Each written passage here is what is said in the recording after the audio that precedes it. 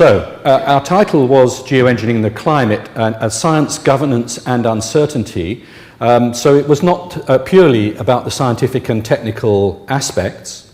And geoengineering, according to our definition, is the deliberate large-scale intervention in the Earth's climate system, and in this instance, specifically in order to moderate global warming.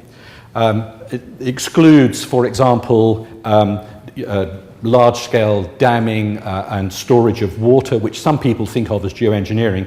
We're specifically talking about the climate system. And so the study ran for about a year and was, like most Royal Society studies, primarily a review of the literature, concentrating so far as possible on the peer-reviewed literature, although that was difficult in this case because the subject is so new that much of the work that has been done has only been reported informally, and so we had to look at sources of evidence that we normally might not have done. We also asked for people to submit evidence to us, and we had about 75 of those. Some of those were extremely useful, some of them somewhat less so.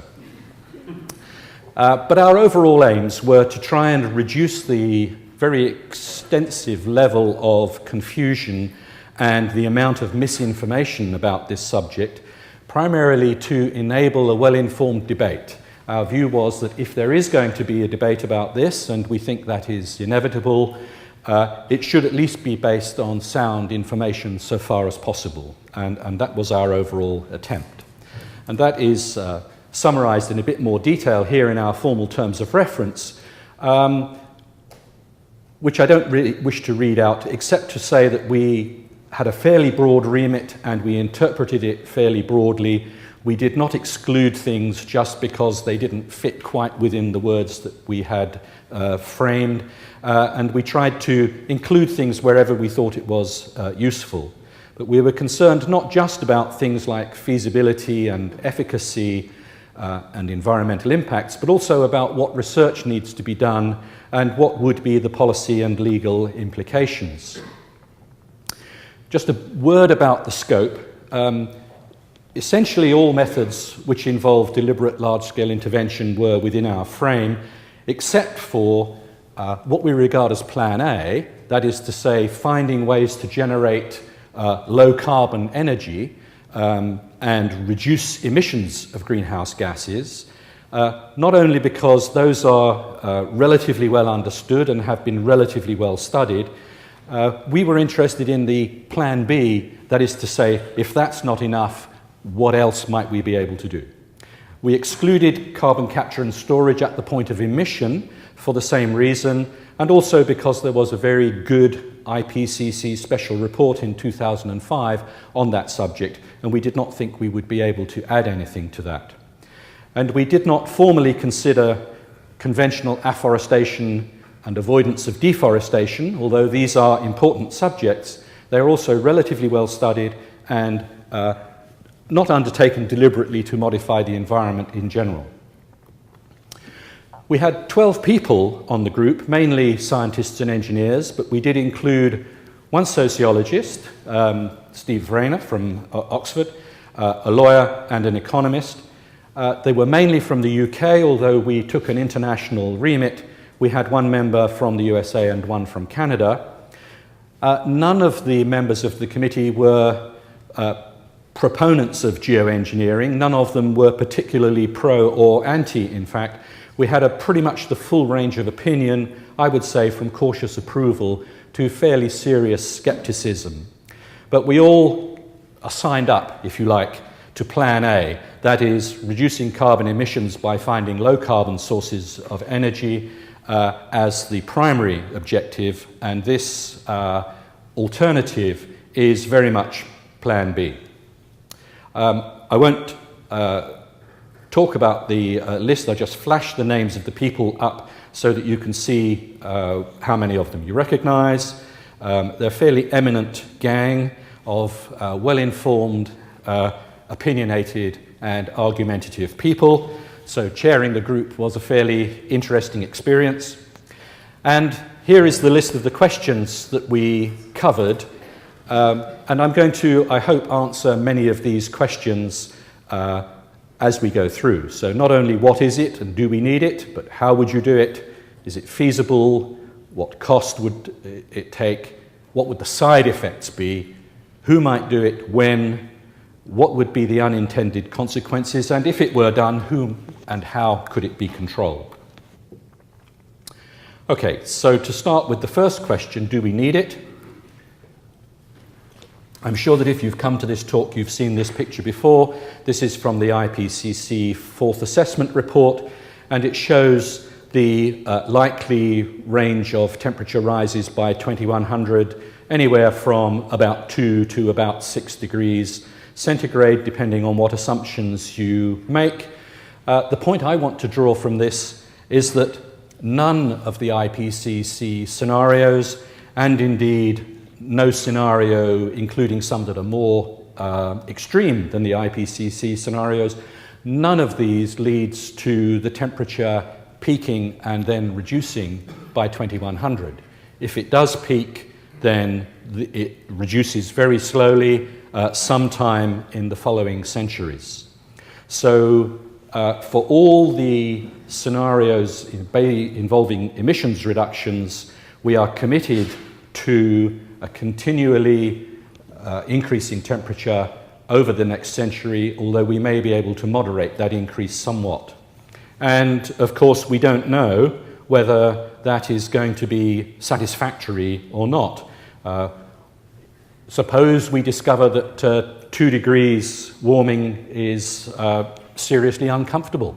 If the Greenland ice sheet disintegrates faster than expected. Suppose we find that the climate sensitivity is in fact higher than we think, which is, I regret to say, entirely possible. Under all of these what-ifs, it may be that the sorts of emissions reductions that are currently envisaged, even if these can be achieved, may not be enough to keep the planet safe. So what would we do then? Well, deliberate intervention is a possibility. And as Gideon has already said, this is not really that novel an idea. Ever since we invented the digging stick, we have been modifying the planetary environment to a very serious extent, and Europe in particular is effectively a geoengineered continent already. However, the idea of intervening deliberately rather than accidentally is a bit novel and needs to be seriously considered before it could be contemplated for real. Now, there are two main methods of geoengineering, which we refer to as solar radiation management, or SRM, and this includes the techniques you may have heard about, such as putting reflective mirrors up in space, putting stratospheric aerosols up into the upper atmosphere, trying to enhance the reflectivity of clouds, or even painting your roof white. The other class involve removing carbon dioxide from the atmosphere, and it would of course also be of interest to remove other greenhouse gases, but so far as we know, nobody has proposed methods for doing that, so we restricted our attention to the removal of carbon dioxide. And this again includes a whole range of techniques, including ocean fertilization, the actual engineered capture of CO2 from the air by scrubbing it mechanically or chemically, enhanced weathering using accelerated natural processes to remove CO2, or a scheme known as Biochar, which involves taking biofuels, only partially burning them and burying the remaining charcoal.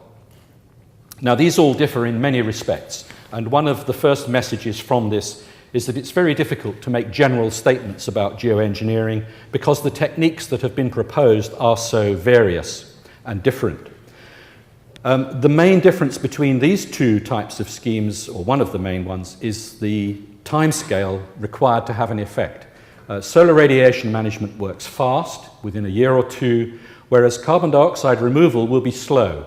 It's taken us 100 years to put the carbon dioxide into the atmosphere, and it will take many decades to take it out again. And that is largely because of the scale of the intervention that is required. We know that doubling greenhouse gases, doubling CO2 in the atmosphere will lead to a radiative forcing of about 4 watts per meter squared. So to make a significant dent in that, we need to reduce the radiation balance by a few watts per meter squared.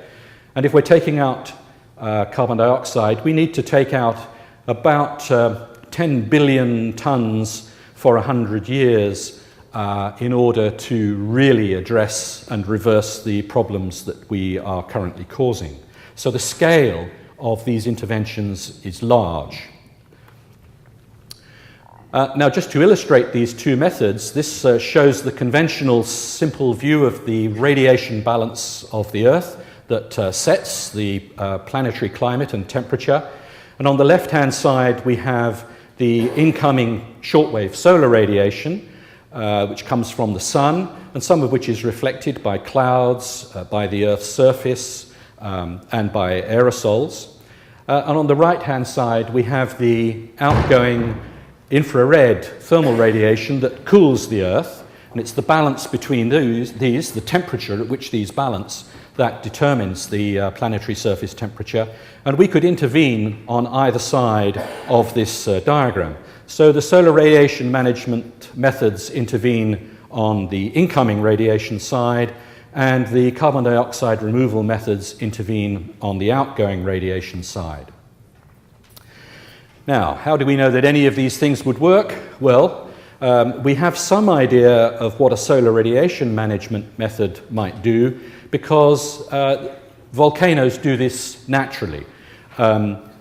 They cause global cooling by putting very large quantities of small particles, particularly sulfate aerosol particles, into the stratosphere, and we have observations of what happens. And what we see in this case from the eruption of Mount Pinatubo is a cooling of a little bit less than 1 degree, half a degree to 1 degree centigrade over a year or two following the eruption. So we have, if you like, a natural experiment there that showed that this is possible, at least in principle. I will talk about the methods in a bit more detail later on. Before I do so, I want to tell you about the criteria that we used to evaluate them, and those are listed here. So there are 4 primary technical criteria that we considered. That is to say, their effectiveness. That includes feasibility. Would it work at all? Is the science and technological basis for doing so sound? What would be the magnitude of the effect that you could achieve, and on what spatial scale? To what extent would it be uniform or highly localized? Timeliness tries to capture this idea that solar radiation management works fast, and so you could do something quickly if you had to, whereas with carbon dioxide removal, you would have to work for a long time before you saw any response from your efforts. But that includes not only the fundamental timescale there, but also the extent to which any necessary preparatory work has been done, including, for example, for carbon dioxide removal. Do we know how to verify the amount of carbon dioxide that we have removed? And that is not obvious in the case of some of the methods proposed. We have third criterion, safety, which is primarily the absence of unintended environmental impacts, particularly on the less predictable biological systems. And in general, we understand physics and chemistry better than we understand biology. So on safety grounds, you would tend to be more comfortable with methods that intervene with the physics and the chemistry of the planet rather than those that rely on interfering with biological systems. And finally, of course, cost. Cost is never, regrettably, irrelevant. And this includes, of course, ideally, the whole life cycle costs, including carbon accounting and energy accounting. Although I have to say that the information available on most of these schemes is very sketchy on all of these grounds, and we have, in many cases, something which is little better than a back-of-the-envelope estimates of what the costs might be. Now I need to explain one more thing, which is all of these criteria are defined deliberately so that a high number is good. They're all positive. So we actually use affordability rather than cost. We use safety rather than environmental impact. And this is so that when we come to try, as we will, to look at all these 4 criteria together, we always know that a high score is a good thing. And we don't have to remember what is supposed to be high and what is supposed to be low, because I can assure you that gets very, very confusing. So for that simple reason, these are all turned around to be positive. And these are only the technical criteria. There are a lot of other things that one could and should think about that are listed here. They include technical reversibility, and I'll say a bit more about that in a moment, public attitudes, the ethics of intervening at all, the political feasibility of doing so and arranging for this to be done in an equitable and legally enforceable manner. What would the governance implications be? All of these non-technical criteria we were only really able to touch upon and mention. That is not to say that they're not important. I happen to know that there is another lecture at this very same time going on precisely these non-technical governance issues here in Oxford this afternoon. We will be looking at these in much more detail in future. We have barely scratched the surface in our report. However, I do want to say something about reversibility. Reversibility is the idea that if you started this, would you ever to be able to stop? If you discovered that something unexpected happened, something started to go wrong, are you locked in, or can you stop and try something else? And that is a very important point, but we did not include it in our major criteria simply for all the methods that we were considering. They are more or less reversible on a time scale of years to a decade or so that it didn't help us to discriminate between them. But it is possible that there are methods which are not so reversible, and if they are not reversible, that would be a very serious negative factor. It has been pointed out by our social science colleagues that although some things may be technically reversible, the political and social and economic reversibility may not be so easy. If we get a large industry going on the scale of the global coal mining industry, say, involved in taking carbon dioxide out of the atmosphere, people will be making money, having jobs, and having livelihoods that are based on that. So shutting that off might not be so simple if we got into it in a big way. And that is something that needs to be considered in the future. So this just gives a list of some of the carbon dioxide removal methods that we considered, because these are many and various. It includes things like burning biomass and capturing and sequestering the carbon at the sort of low-tech end, through ocean fertilization, through the engineered scrubbing of the atmosphere to remove CO2, and methods such as have been proposed here in Oxford by the Sequestrate organisation for increasing the alkalinity of the ocean by making lime, calcium hydroxide, and dispersing that in the ocean in order to reverse ocean acidification and also to enhance the ocean's capacity to take up carbon dioxide. The oceans, in case you don't know, are the largest repository of available carbon dioxide on the planet, with about 95% of the total, and also the largest and most reliable carbon sink. So about 1/3 to 1/2 of the carbon dioxide that we are emitting is currently going into the oceans and will continue to do so for many decades. So thinking about the ocean is important in this context. Now I'm going to run fairly quickly through a set of tables like these. Time is too short to discuss them all in detail. They're all in the report, which you can download from the Royal Society's website. And if you really want to analyse them, I would suggest that you do that. But here we see, for a particular method, in this case, one that we didn't study in detail, but included to provide context, and so that we could establish the sort of scale of what low, high, and medium means. That is to say, modified land use and deforestation. We look at these 4 primary criteria and we attempt to score them in a semi-quantitative way. We didn't feel we could do any better than say that it's, low, medium, or high in general. Sometimes we felt moved to say very high or very low, but that was as far as we went. And so we're not trying to be very precise or very quantitative, simply because the information to do so does not yet exist. But here you see, for this particular scheme, which is probably familiar or at least easy to envisage, we would say that its effectiveness is relatively low, and that is because there's a limited amount of land that we could afford to devote to growing trees. It competes with conserving natural forests and with agriculture and other uses of land. It's relatively cheap to deploy. You could do it immediately, but it would only have a slow effect because it is removing carbon dioxide.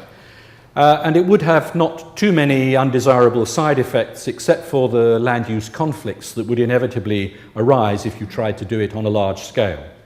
And, of course, potential implications for biodiversity if these were monocultures of conifers that you were planting rather than natural woodlands appropriate to the location. So that's one example. Biomass energy with carbon sequestration is a variant on that. It's more effective because you're actually able to use the production rather than the standing stock of the biological system and hopefully sequester the carbon in the way that you would if you captured it at power plants. So the effectiveness is higher. Conversely, of course, the cost of doing so is higher. The timeliness would be medium because you would have to build the plant to do it, but you could do it on a bigger scale. And, but again, apart from the land use conflicts, it would be a relatively safe method. And in fact, if we need to do something real soon, this is probably the first technique in the toolkit. A variant of this is biochar that I mentioned before, and the relative merits of biochar versus biomass energy with carbon storage are to be debated, and I won't go into that in detail. Amongst the schemes that involve enhancing natural removal processes by the weathering of basic rocks, including silicates and carbonates, these operate either on land or in the oceans. For the terrestrial ones, the primary suggestion is that basic minerals such as olivine, which exist in very large quantities, could be mined and ground and spread on soils, preferably in low latitude, warm, wet places where they would be most effective, very similar to liming the soil that farmers do routinely if the soil becomes too acid. It's a very similar process. This is relatively novel, and the effectiveness and the safety of doing this need to be researched. We then have enhanced weathering in the ocean. I mentioned the sequestrate scheme. There are a number of variants of this. There is a potentially very high effectiveness. There is no inherent limit to the scale on which you could do this, at least not that we know of yet.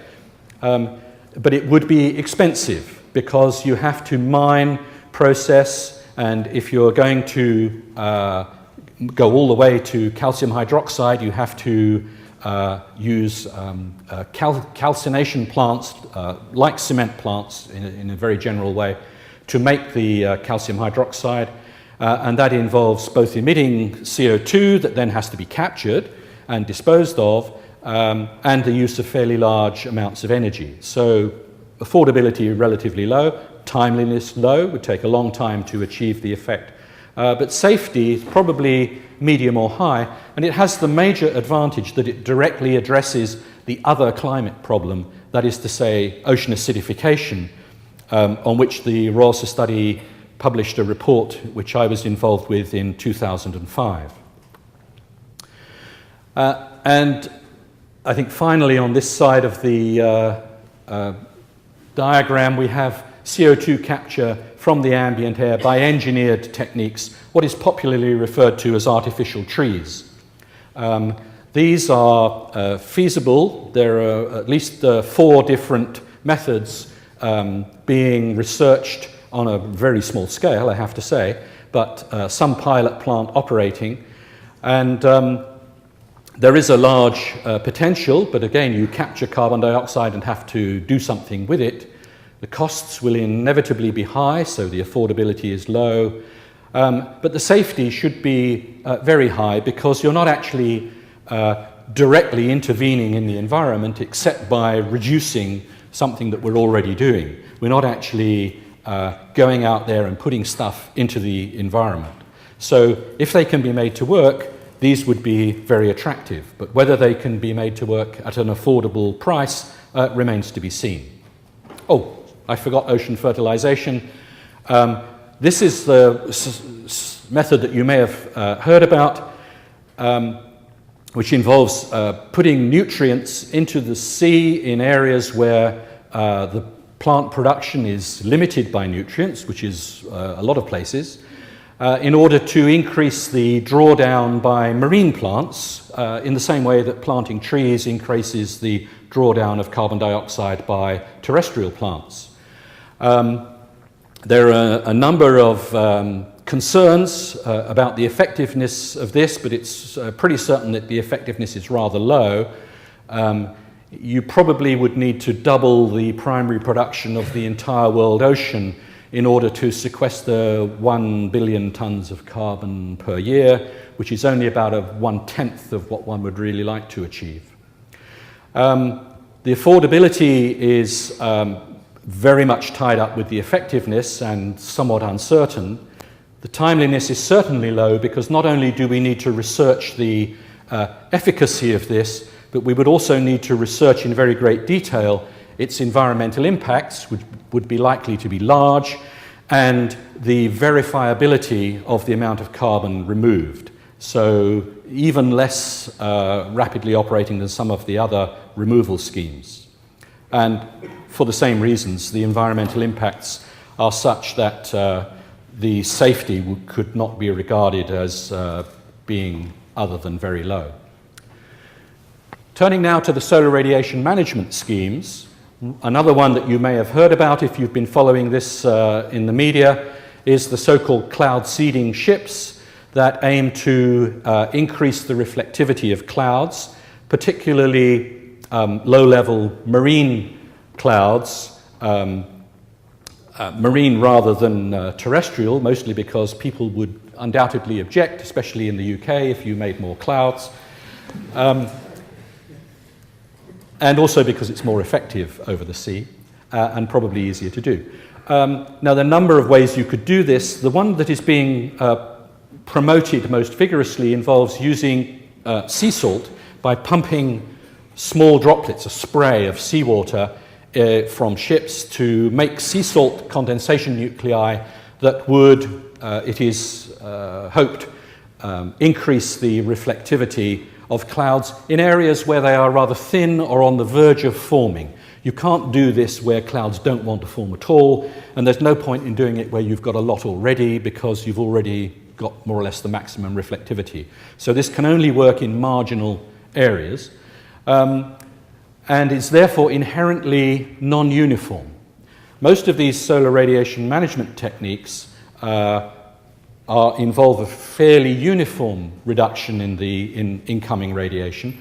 This would involve strongly localized reduction, and that is an issue which I will illustrate in a moment. Like most of the SRM schemes, it would operate rapidly. The costs we don't really know. It depends how difficult it proves to be to pump large quantities of small seawater droplets over long periods of time. This illustrates the potential problem with this scheme. And it comes from results from John Latham and colleagues who are actively researching this. And the blue areas that you see here, or the purple areas, represent areas where these clouds like to form and are relatively easy to enhance, and where you get strong localized cooling. And this color scale here is in watts per meter squared. So you can see we're talking about localized cooling of up to 50 watts per meter squared, which is, I assure you, a lot. And it is the sort of thing that makes meteorologists uncomfortable, because it is localized cooling such as this that can not only generate convection systems, but also steer the paths of the winds and alter the patterns of rainfall, particularly in low latitudes. And as you can see, it is in low latitudes near the equator where these effects are most noticeable. So there are some severe reservations about this based on the extent to which it might modify weather systems and patterns in localized ways that could cause a lot of problems for agriculture and flooding and drought and so on. So that really needs to be very, very seriously researched, as well as the technical feasibility of doing it. Moving in no particular order to white roofs, which was got a fair amount of press coverage recently when Stephen Chu, new Energy Secretary from the US, mentioned it at a lecture at Buckingham Palace, I think, about a couple of months ago. This undoubtedly will, if you have a house which is too hot, then having a white roof will undoubtedly help you reduce your air conditioning costs and improve your local comfort. But it will not do a lot for the energy balance of the planet, simply because there is not enough area of roofs out there to make a big difference. It's a fraction of 1% of the area of the planet is actually covered by habitation, and you can therefore, there's an inherent upper limit on the amount of change to the reflectivity and therefore the energy balance that you can achieve. So locally, may be very advantageous. I had a whole series of white cars that I bought for going to France in the summer, because before the days of air conditioning, that increased one's comfort considerably. So on a local level, no problem, but on a global level, it's not really in the running. If you want to get that effect and make it bigger, then people have proposed going out and covering deserts with reflective materials, space blanket type materials, and that of course would be more effective, but it would also have much bigger ecological and environmental side effects on the desert ecosystems. And so here you have a very clear trade-off as to what extent you would wish to protect desert ecosystems and communities. And I mean, personally, I think that the people who live in deserts would have a strong opinion about this, which should not be discounted by enthusiasts for planetary engineering. And among the most promising techniques is this concept of mimicking the effect of volcanoes by putting large quantities of small particles, aerosols, into the upper atmosphere, preferably at about twice the height that jet aircraft normally fly. That's where they would be most effective. And this has the merit of being effective. We have some verification from volcanoes that it would work. There's no inherent limit to the size of the effect that you could achieve. It's relatively affordable because the lifetime of aerosols in the stratosphere is much longer, several years, compared with that in the troposphere, where we live, where it's a few weeks. You can achieve a big effect with a relatively small quantity of material, and that reduces the costs very substantially. It would be fast to operate, but there are some considerable concerns about its impacts, particularly the fact that you would almost certainly be impossible to achieve a uniform effect globally, and even if you did, the consequences for the climate would not be uniform, and I'll show you why in a minute. and that is a worry. It will also probably have an adverse effect on stratospheric ozone, and we've just spent several decades trying to preserve the ozone layer by reducing emissions of chlorinated compounds. There would possibly be some effects on high-altitude clouds that are not well understood, and there would potentially be effects on biological production, although these could be positive because plants tend to like diffuse radiation more than direct radiation. So you could have a positive side effect rather than a negative one.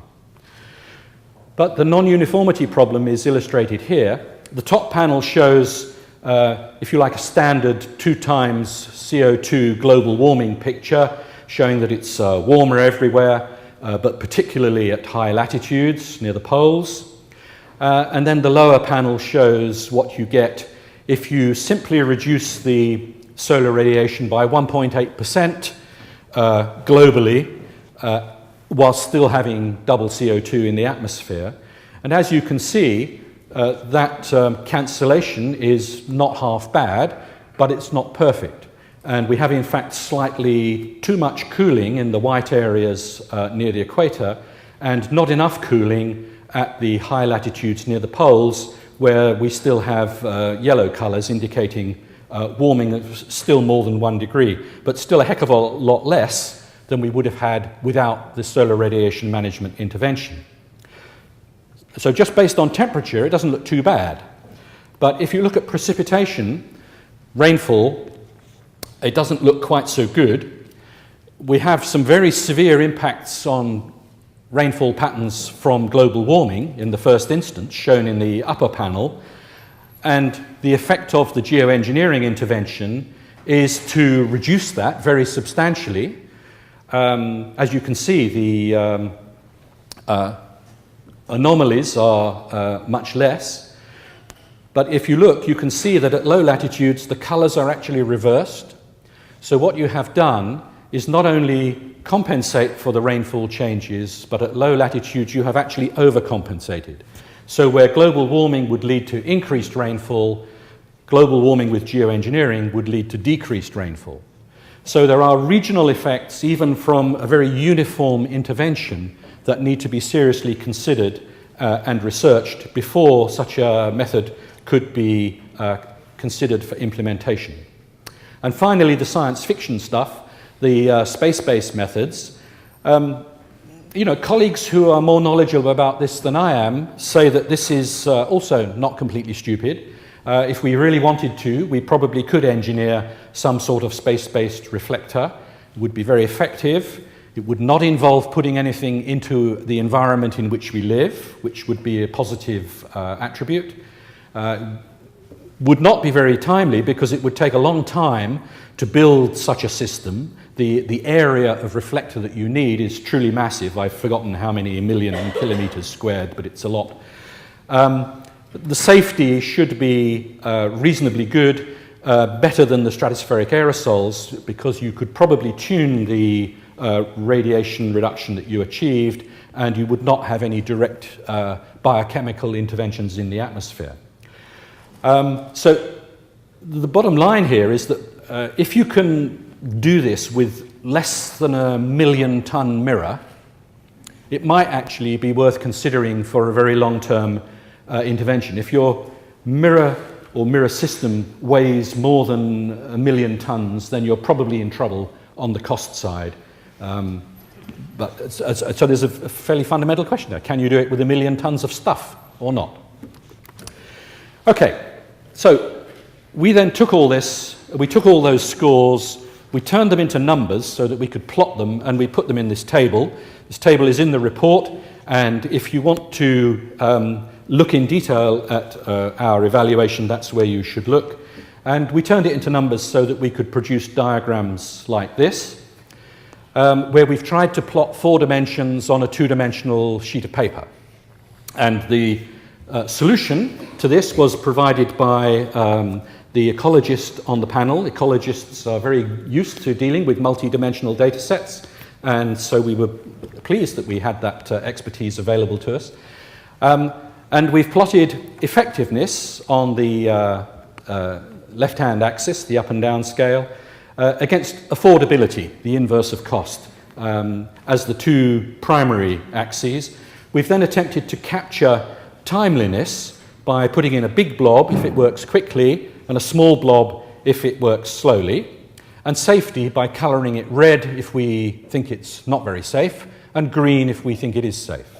And so you can see that the carbon dioxide removal schemes, there's nothing in the top right-hand corner. What we're looking for here is a big green blob in the top right-hand corner. It's not there.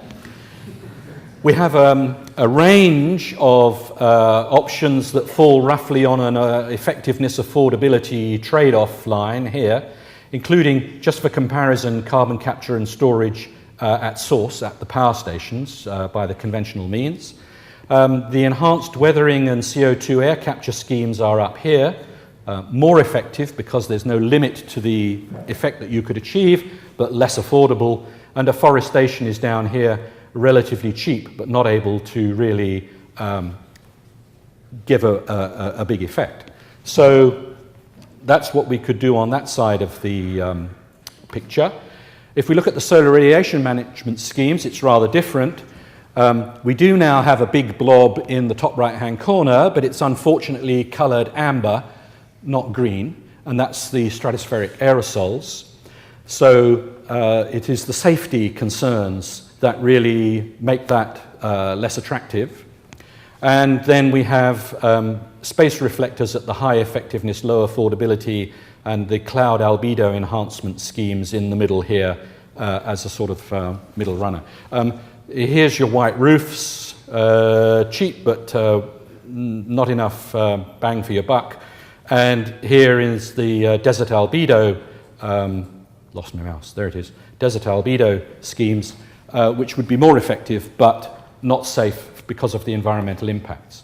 If you put them all together, you get this picture, and it looks like stratospheric aerosols are the front runner, except for the concerns over their safety. If you worry more about safety, as you probably should, then it is possible to look at this a different way.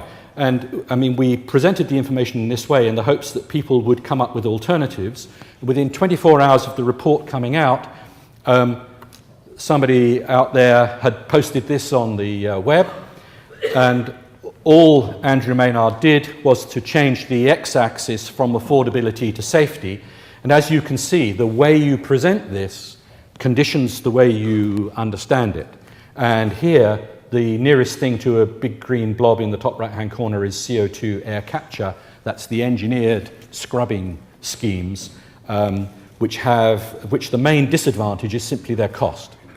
And some members of the working group were of the opinion, and I agree with them, that cost should not at present be taken as a major issue, because the costs we don't really know. Many of these things have only just been invented. They exist on the backs of envelopes and some cases little more than that. And really, we should not use the fact that something might cost a lot to prevent us exploring it, at least for the time being, because the information is so unreliable. Okay, so the main points that we arrive at from our evaluation are that geoengineering is very likely to be technically possible, but the technology to do so is as yet barely formed, and there remain major uncertainties about almost everything, frankly. And in the face of that, they're not really ready for deployment. They're definitely not ready for deployment, but they could be useful at some time in the future to support continuing efforts to reduce emissions. What we need is a precautionary approach, and here Greenpeace and I disagree, because Greenpeace tend to say the precautionary approach is to do nothing. Personally, I think the risks of climate change are sufficient that that is not a precautionary approach, and to avoid future risks, we need more and better information about what the advantages and disadvantages of some of these techniques might be, so that we can reach an informed decision at some time in the future as to whether we wish to use them or not. So sticking our heads in the sand and ignoring them is not, in my view, the right way forward. And all evaluations of these methods should take account of the major differences, the actual attributes of the methods under consideration, particularly this big difference between CDR and SRM methods. And we should not try and treat this in a simplistic way. It is complicated. We need to get into the complications before we can understand it.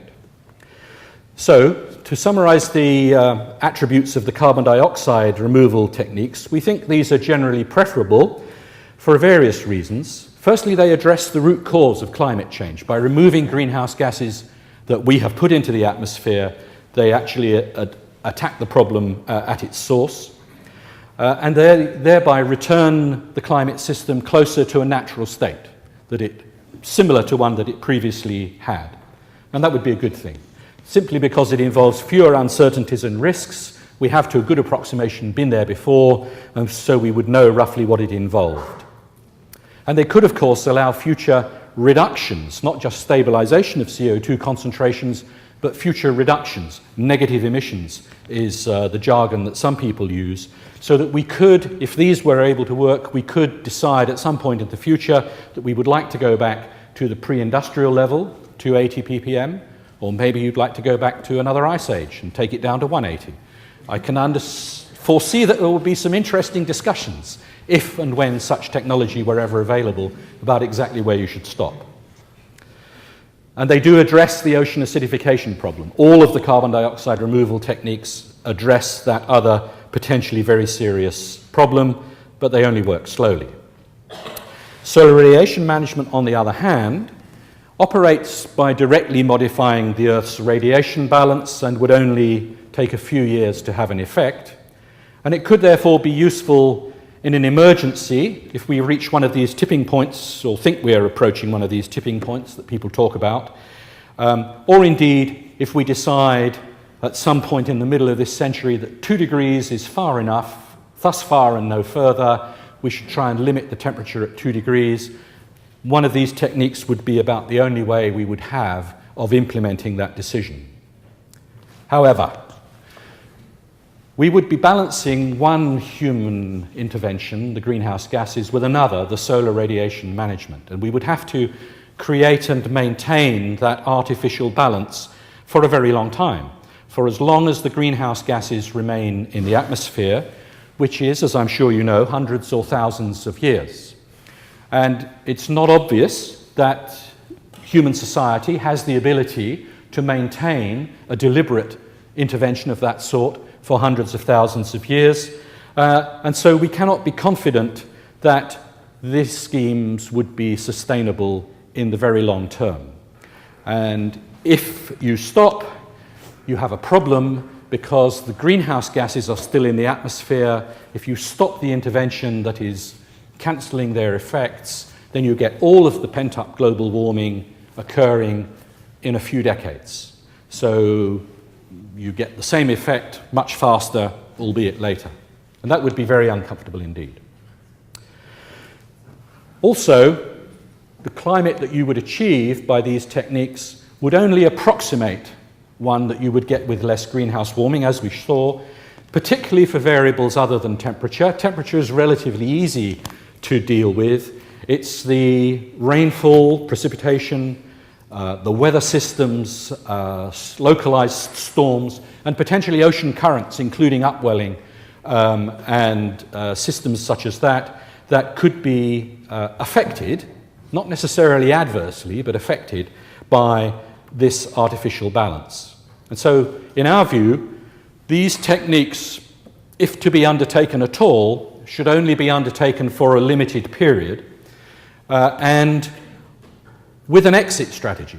And the exit strategy would have to be either enhanced conventional emissions reduction schemes or one of the carbon dioxide removal schemes. So don't start it unless you know how you're going to stop it.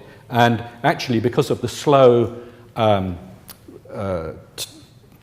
timescale on which the carbon dioxide removal operates, you would actually need to start your exit strategy at the same time as you started your main intervention, so that over time the safer method could take over from the short-term fix.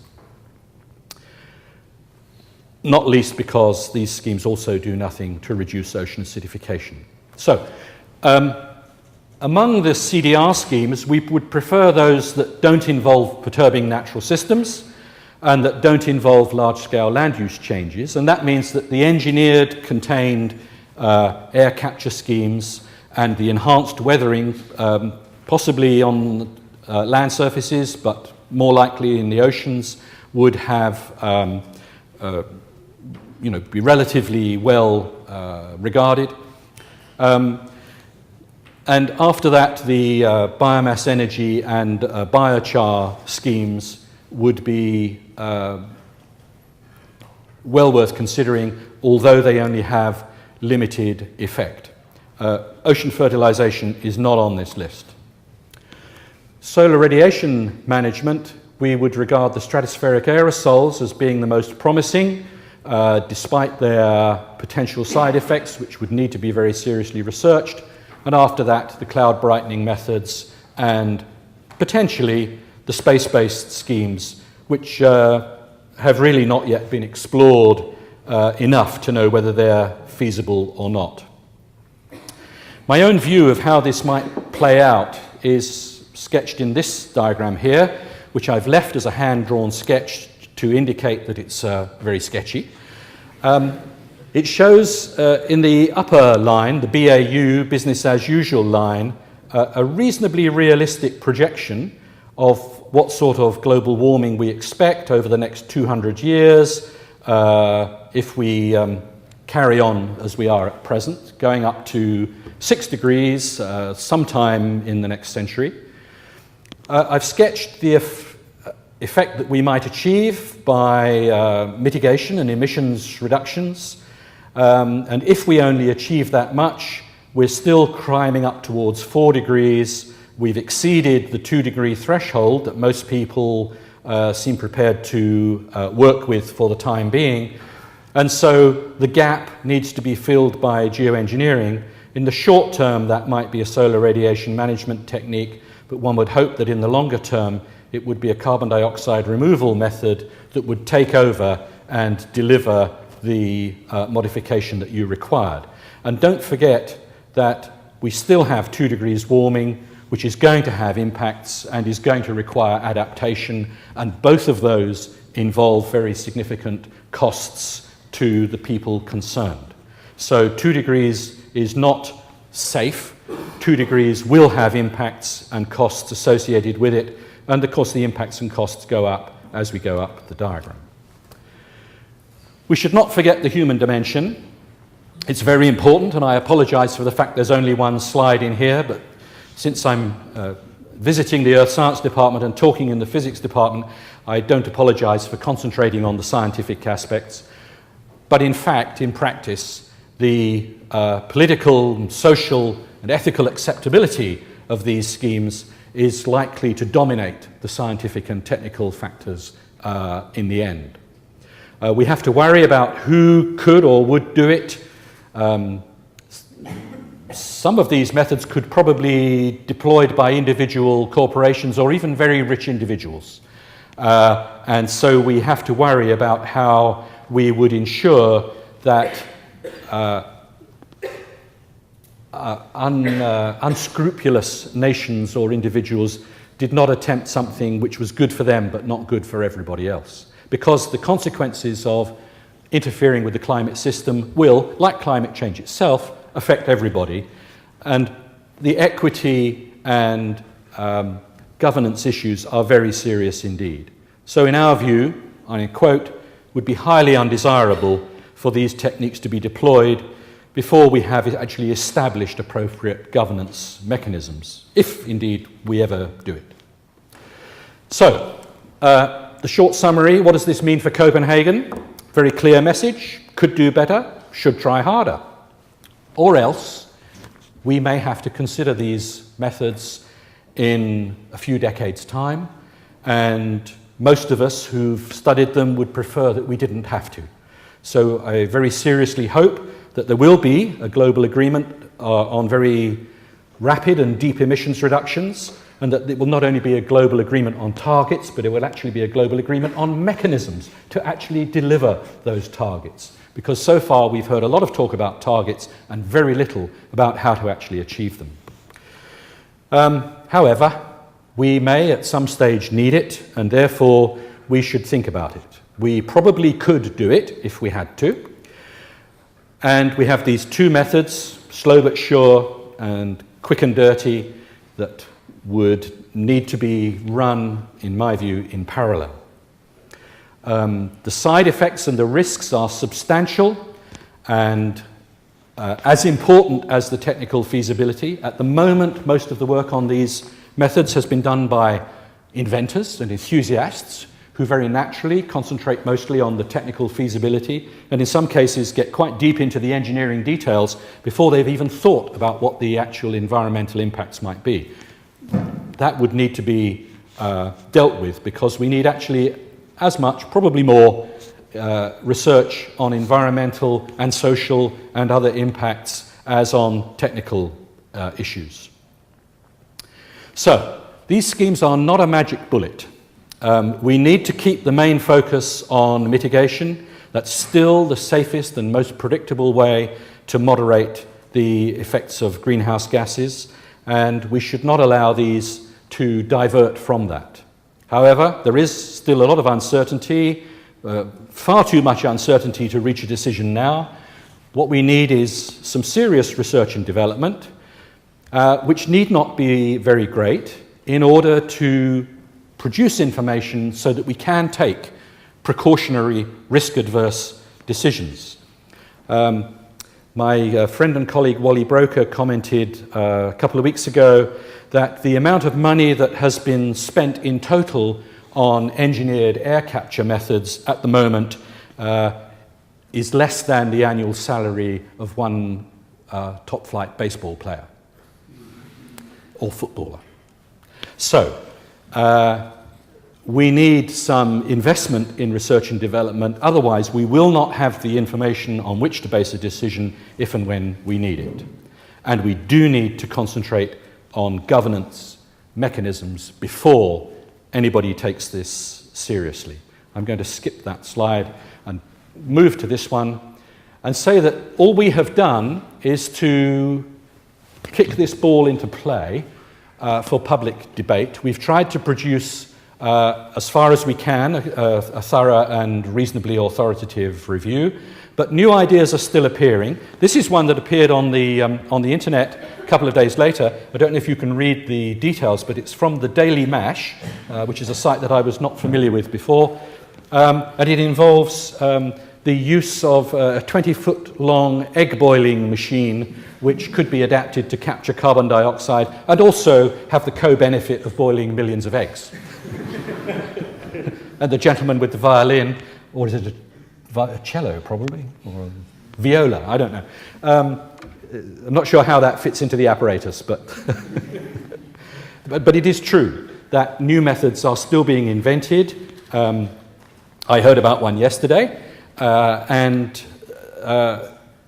this is just the beginning of, I think, a serious effort to consider whether this could be done, how it could be done, and whether or not it should be done. So, with that, thank you very much. If you want to read more details, download a copy of the report, and thank you for coming.